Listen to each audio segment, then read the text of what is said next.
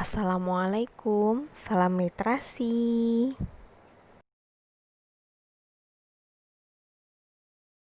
Materi hari ini tentang menganalisis kebahasaan teks laporan hasil observasi. Nah, setelah mempelajari materi ini, kamu diharapkan mampu menganalisis kebahasaan teks laporan hasil observasi, juga membenahi kesalahan berbahasa dalam teks laporan hasil observasi. Nah, kita masuk ke menganalisis kebahasaan teks laporan hasil observasi. Yang pertama ada kata benda atau nomina, yang kedua ada verba atau kata kerja, dan yang terakhir ada yang dinamakan imbuhan. Jadi ada 3 kebahasaan teks laporan hasil observasi. Nah, bisa kita lihat di sini contoh nomina atau kata benda. Bisa kalian lihat di slide-nya, pada sebelah kiri itu adalah kutipan dari teks berjudul wayang, dan di sebelah kanan itu adalah contoh dari kata benda atau nomina yang terdapat dalam paragraf yang ada di sebelahnya.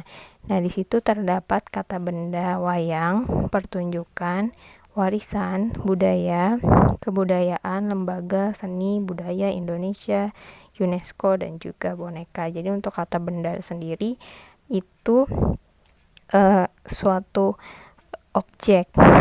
Jadi kata benda itu bisa berupa orang, tumbuhan, hewan, atau menunjukkan suatu objek atau subjek biasanya posisinya kalau dalam pola kalimat. Nah, yang selanjutnya ada contoh verba atau contoh kata kerja. Bisa kalian lihat di sebelah kiri itu contoh paragraf kutipan dari teks berjudul wayang, dan di sebelahnya itu ada contoh dari kata kerja. Mohon maaf, di situ kata kerja maksudnya, bukan kata benda. Nah, bisa kita lihat dalam paragraf tersebut terdapat 3 kata kerja. Yang pertama, ditetapkan, mengurusi, dan menetapkan. Jadi kata kerja itu biasanya fungsinya sebagai predikat. Jadi sesuatu perbuatan atau sesuatu yang dikerjakan, itu kata kerja atau verba. Kemudian di sini ada contoh afiksasi. Yang pertama ada awalan. Nah, afiksasi atau imbuhan. Yang pertama, awalan itu contohnya ber, di, ter, pen, per, se, men, dan ke. Nah, di situ ada contohnya kalau dalam bentuk gabungan dengan kata dasar. Nah, jadi ber itu adalah imbuhannya, awalannya, digabung dengan kata dasar main jadi bermain. Nah, di sebelahnya pun juga sama, di situ awalan di bergabung dengan kata dasar makan menjadi dimakan. Nah, yang kedua ada jenis afiksasi akhiran, yaitu terdapat di akhir, yaitu setelah kata dasar. Nah, di situ ada contoh akhiran kan, an, i, dan nya. Nah, di situ ada contoh kata dasar buka yang digabung dengan akhiran kan menjadi bukakan. Kemudian kata dasar makan digabung dengan akhiran an menjadi makanan. Kemudian ada kata dasar datang, di situ maksudnya digabung dengan akhiran i menjadi datangi.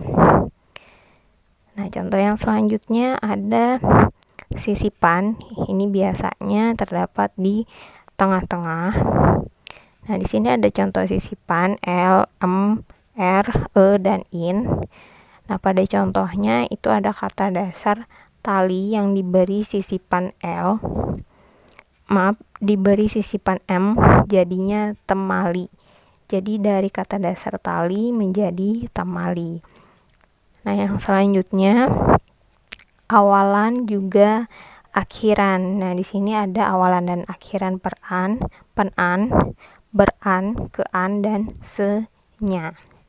Nah, untuk contoh kalimat di sini ada awalan per digabung dengan kata dasar tunjuk dan digabung lagi dengan akhiran an menjadi pertunjukan. Begitu juga dengan contoh yang di sebelahnya, yaitu awalan pan digabung dengan kata dasar dengan dan digabung lagi menjadi dengan akhiran an menjadi pendengaran. Nah, terima kasih telah menonton video ini. Semoga bermanfaat. Assalamualaikum warahmatullahi wabarakatuh.